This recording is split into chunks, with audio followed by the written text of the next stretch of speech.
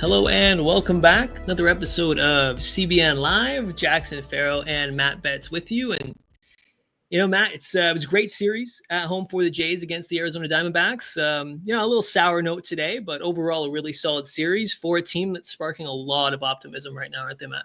Yeah, it's always tough when you lose the final game of a series when you win the first two. You always want to get that sweep, but it's tough to do that, especially against good teams. And Arizona's a good team. But yeah, a ton of optimism around this team.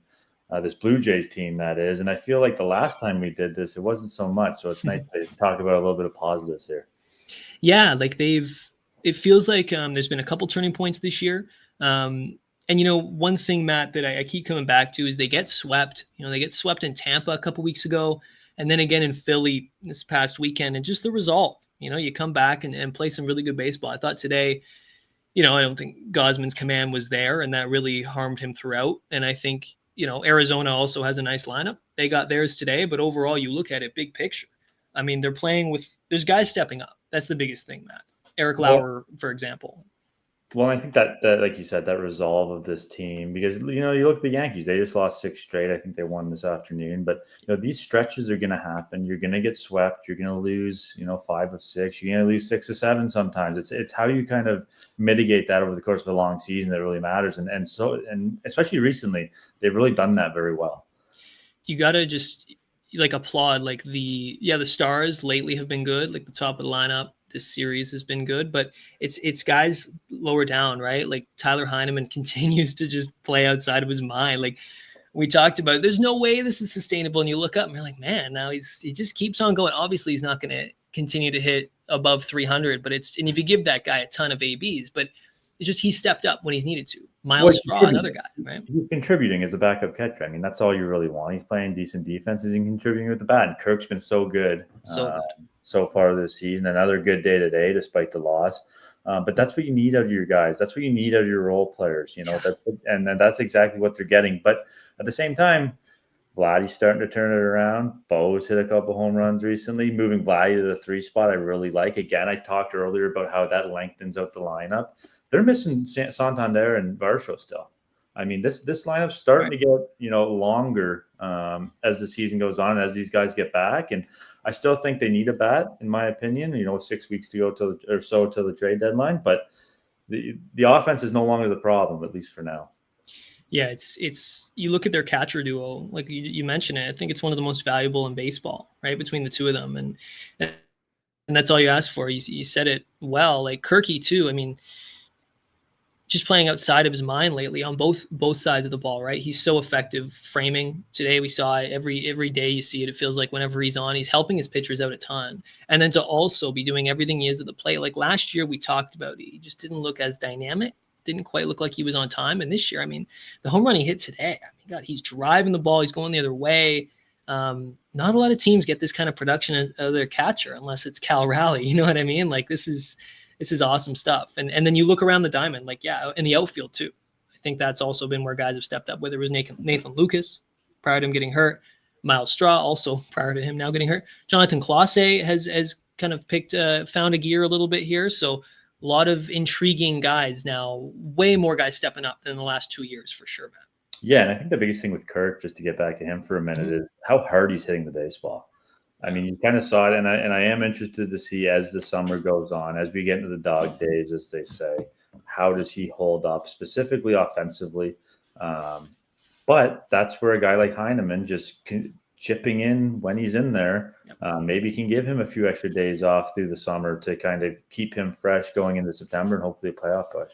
Well, and that's it. And it wasn't that long ago. There was 3 catchers, right? And it was like, well, which one do you keep? And then, Jansen goes and you start to look around this past offseason. I remember we talked about it a couple of times. Oh, who's going to be the backup catcher? They are really putting all their chips in Kirk. And so far it's looking like a brilliant play by the front office. So got to give him a ton of credit there. Will Robertson also gets an opportunity to make his big league debut in St. Louis, or didn't actually get a chance to play. I thought that was a cool story though.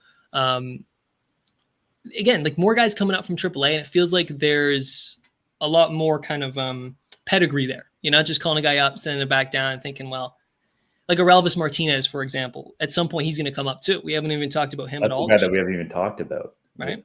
That's a guy that has, 20, 30 home run potentially, if you can ever tap into it and find a defensive position. But yeah, I think that the depth is, we talked, like you said, we talked earlier in the season, before the season, throughout the off season, the farm system was not good. It was ranked 23rd, 24th by most projections. And now you're starting to see guys come up and make impact. Is there kind of the blue chip prospect that you kind of want to have in your system? Not necessarily, but there's a lot of depth down there that can contribute at the big league level, it seems. Savage is we could call him maybe if he's not a blue chip, he's like a B+ prospect probably. Yeah, I was thinking more on the offensive side, but Savage definitely would be. Yeah, he's kind of your big chip down there. Arjun Amal obviously further down the line, but I saw something today just on Savage, not to change the subject too much, but it wouldn't shock. I think it was the director of scouting. It said it wouldn't shock if he made it to the big leagues at some point this year, if he continues to pass all the tests along the way. I mean, he screams, just put him in the pen and give him an inning or two and just let him throw gas. I mean, the arm angle, Matt, you pitch, like that arm angle on a hitter must be so difficult combined with how hard he's throwing. Like it's impressive. You just don't see it that often. I mean, that's what they did with Aaron Sanchez. I mean, you go through Aaron Sanchez's career, it didn't necessarily end the way they wanted it to with the Blue Jays, but Sanchez came up and pitched out of the bullpen for a little bit before making the jump to the rotation. So that definitely could be, if they need someone to get outs that they trust down there, and he's the guy. I don't see how he's not up if he passes all the tests at AA and AAA. They've been a lot more aggressive this year. It's felt like, Matt, the Jays overall in their organization. I think that's even evidenced the other day. DFAing Swanson, they are not messing around. And I think that, if you're ready to go, if you can help this team, I think you're helping this team. You know what I mean? And making decisions a little faster this year, this team, it feels like. So it makes a lot of sense to me that Savage is on their radar, because he's a college arm who's moved through the system tremendously. In fact, their pitching depth in general, Matt, is starting to look decent, especially given the news about Max Scherzer. Maybe we could talk about that a little bit too. Coming off a nice start in Buffalo, nice couple starts. So we'll see how the thumb reacts, but good news for sure. Yeah, I just want to touch on the minor league thing one more time, though. I think there's no better example than Addison Barger, of a guy that he struggled through parts of last year, but these guys need reps. I've said this before, 300-400 at bats isn't enough to see what a guy's made of in the big leagues. And the Jays don't necessarily have time to give all these guys those kind of at bats, given the position that they are in as a franchise. But who knows what they have if some of these guys do get an opportunity. I mean, you're seeing it with Barger right now. He's hitting the 2-hole. He's probably there to stay. It's a violent swing. I love watching him hit. And he's producing. He's now separated Bo and Vladdy, which I think is really going to help him, keep him away from lefty relievers late in the game, because guys are going to be worried about Bo and Vladdy around him, right? So it kind of helps everybody. But I think that's just one example of giving guys a little bit of run to kind of find their footing in the big leagues, and you never know what can happen. It's one thing I remember hearing Schneider talk a lot about last year, and I wonder if at points it maybe was a veiled message to the front office and being, hey, let's give guys a little more run, because this year it does seem to be, at the big league level, like Clase gets more run, right? And he's kind of starting now he's only 23, so it's kind of hard to be like, this is what he is, but just to give guys at bats and not just have him sit on the bench, right? Even like you see that with Ernie Clement too last year, kind of heading into this year. Yeah, you're putting him in the lineup against every single lefty.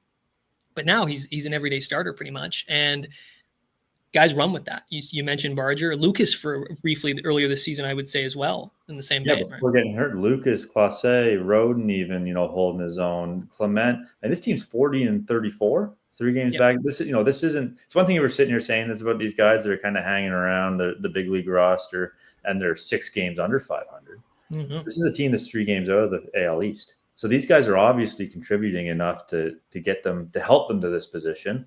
So now it makes it very interesting at the deadline if they can add and it kind of shuffles guys down in the depth chart. I mean, it only makes this team better, obviously. And they're positioned really well at the deadline, right? Given their depth and given the fact, like you mentioned, the record, the young guys we just talked about, like Barger and Clase and like even Nathan Lucas, like, he's not young, but he's depth. They've all contributed to that record. Like there's been games where Clase, that home run in St. Louis, right? For example, it's just one example. Like Barger, what he's done lately, like that's the difference, Matt, is like you need those guys to come up and not just like be okay. You need a couple of them to like contribute, and they're just getting that right now. It's been, frankly, Matt, it's been a little refreshing, right? You get talk about ad nauseum, the lack of kind of the depth and development in the farm system. It's nice to see a year, at least the first half of this season, where that narrative has changed a bit. Yeah, it absolutely has. And we talk about depth, and I think there's now a little bit of concern about depth within the starting rotation, which kind of gets back to your Max Scherzer comment. Looks like he might be starting in Cleveland by the rumblings. How big would that be right now with Bowen Francis going on the IL and him not pitching very well? Eric Lauer's done a tremendous job, but that's not necessarily a guy you want to hang your hat on every fifth day, over 162 necessarily. Maybe he is. But right now, you'd probably prefer to get Max Scherzer back in the rotation, take a little bit of pressure off Eric Lauer in the 5 spot. But yeah, that's going to be a big addition whenever that comes. And it, from a marketing standpoint too, all of a sudden, if Scherzer's pitching and you are in Toronto with not much to do, it's I'll go see a Hall of Famer pitch, right? That's an easy sell, right? So it's exciting news, man. Yeah, it could be as soon as Cleveland. And you mentioned earlier Santander and Varsho. That's on the hitting side of things. Santander still a ways away. And just the fact that they're 40 and 34 without any contributions from Santander or Scherzer, right? Two of their biggest fish this offseason. I don't doubt for 1 second that Santander is going to be maybe not the 44 home run guy over the course of this contract, but he's going to be a significant contributor to this offense. Scherzer, if he's healthy, is going to be able to give them valuable outs. And those are 2 big guys that are in the lineup right now. Not to mention Varsho, who's going to steal your runs defensively and hit, if he was healthy, between 20 and 30 home runs throughout the season. I mean, they're still missing those 2 guys. And that's 2 left-handed bats, Santander being a switch hitter. The lineup just looks so diverse right now. And the starting pitching is about to get a big boost if Scherzer can come back here.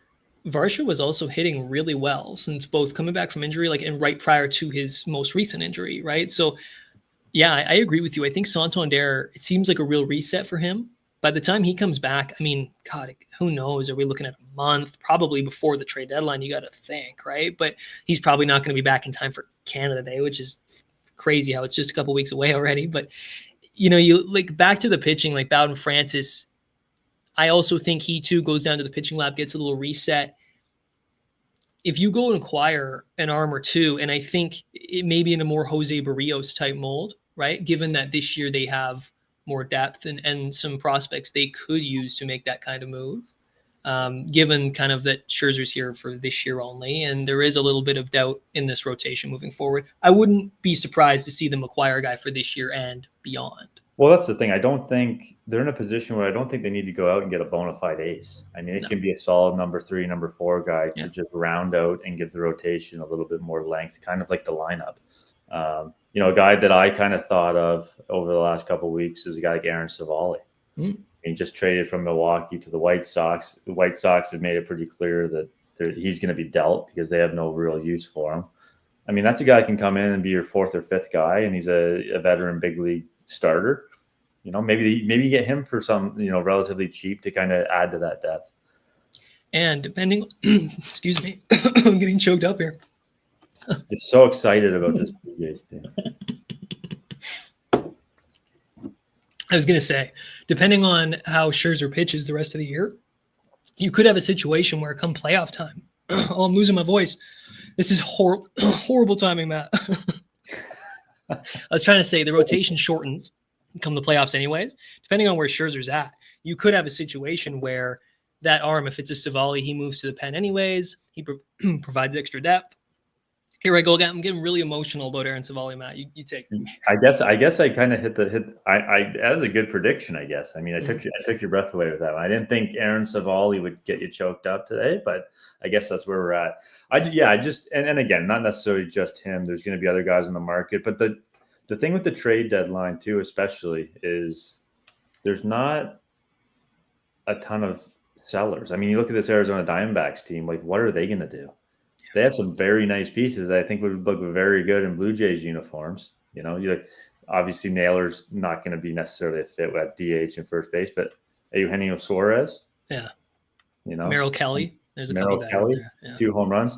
Zach Gallen. Yeah, sure. Suarez has 22 home runs. Oh yeah, Suarez. Play third base. That puts Clement on the bench, second, bounce him around. I don't know. That's kind of the type of guy you're going to be looking for. Will they be selling? Who knows? We're going to have to see over the next 6 weeks. But there's a lot of fringe teams that may not sell, which could make the deadline even more interesting and kind of thin out the market.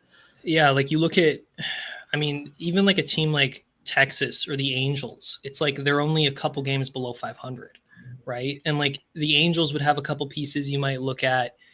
Same thing, obviously, with Texas, depending on what they might do. Like, there's just too many teams. And you know what? That's the thing, right? This parity, it's created it so that the deadline is like, there is a chance, though, you could be like a team that kind of takes advantage of that. If one of these teams decides, no, we're actually going to sell because it's advantageous given the market, you know, like some teams in the past couple of years, the deadline should have done, you know, and yeah, that'll be interesting to see how that shakes out. Like, here's the thing. What do the Orioles do? Yeah, good one. They got a lot of their young, like they could easily turn it around, sign a couple pitchers in the offseason, and just run it back next year with a similar. No kidding.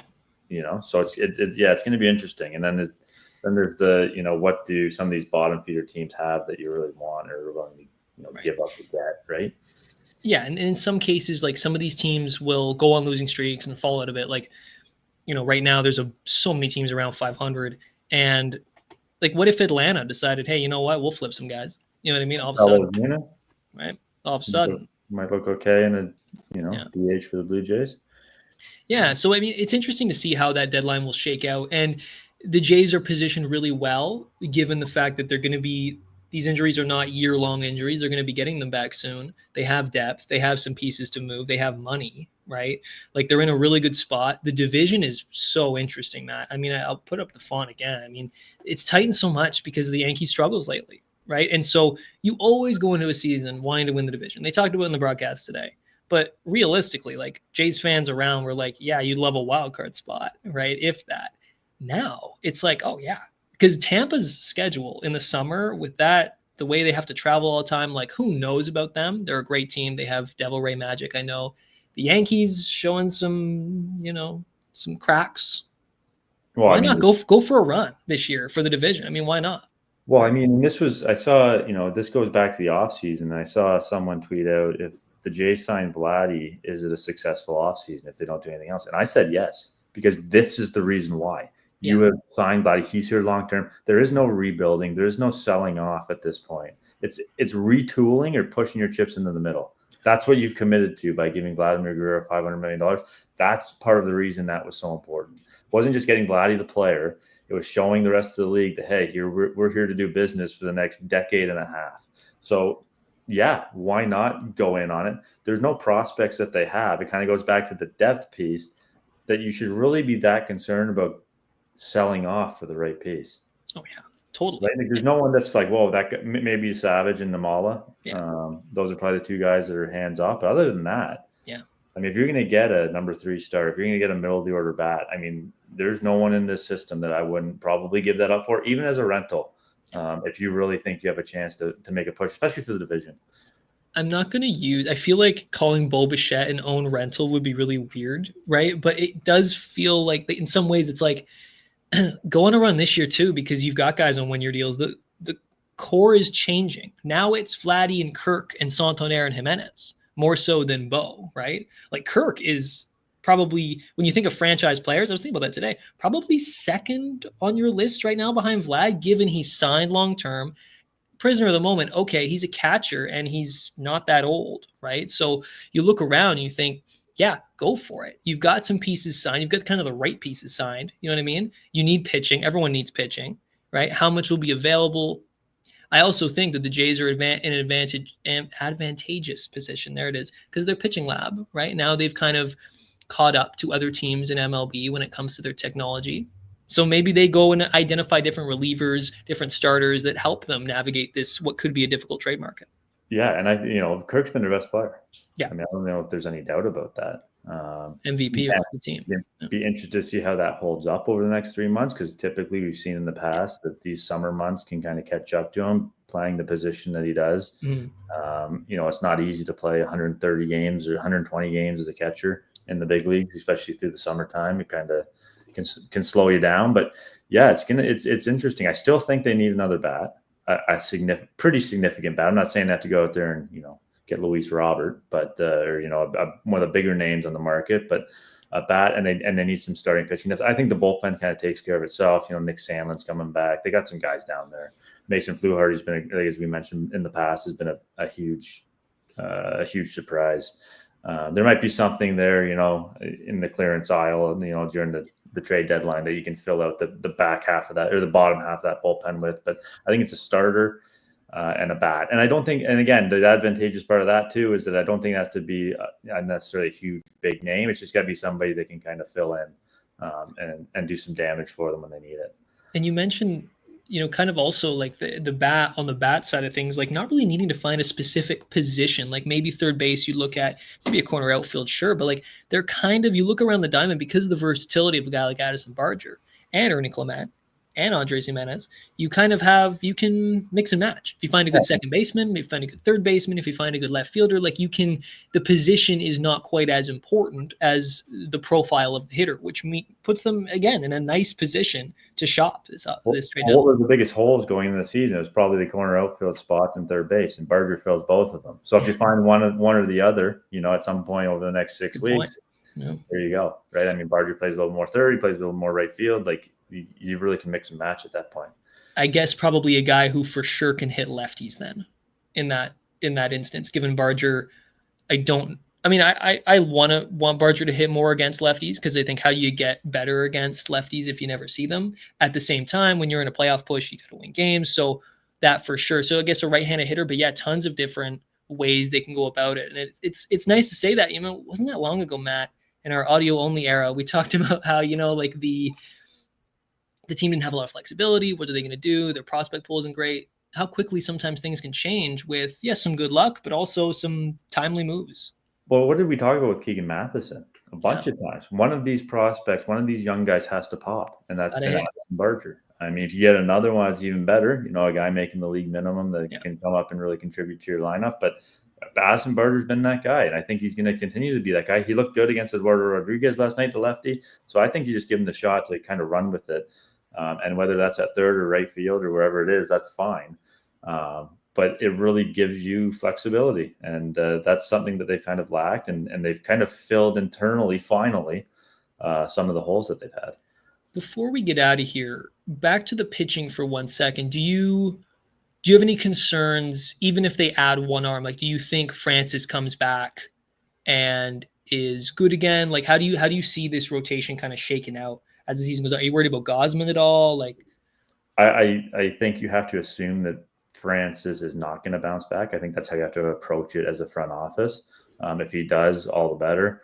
Not overly worried about Gausman. I think, Gausman, Barrios, Bassett, they're 2-3 guys. It would be nice to kind of have that, bona fide ace at the top. I think Barrios and Bassett's been really good this year too. But if you have, 3 or 4, 2 or 3 guys, you can make that work. And that's a lot. That's a lot for a team to handle in a 3-game series or in a playoff series. So, and you bring Scherzer into the mix, and, who knows? He looked pretty good. I know he's facing AAA hitters, but the stuff looked really good in those rehab assignments. Yeah. And I don't know how the starts line up, but Canada Day, the Jays host the Yankees.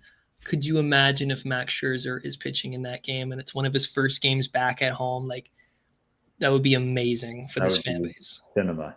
Yeah, absolute cinema. Well, I guess we'll leave it there. Great to catch up with you all doing another one of these. We got some fun stuff coming up.